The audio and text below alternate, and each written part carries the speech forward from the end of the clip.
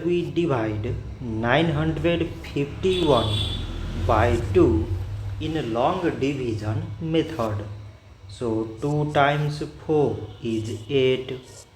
On subtracting we get 1.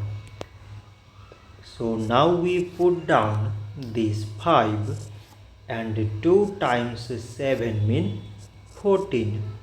On subtracting we get 1. So again we put down this 1 and it is 11.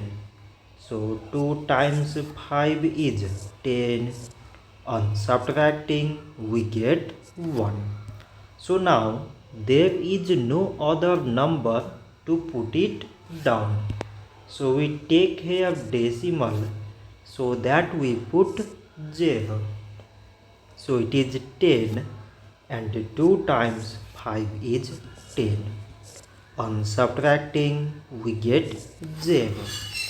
So 951 divided by 2 is 475 decimal 5.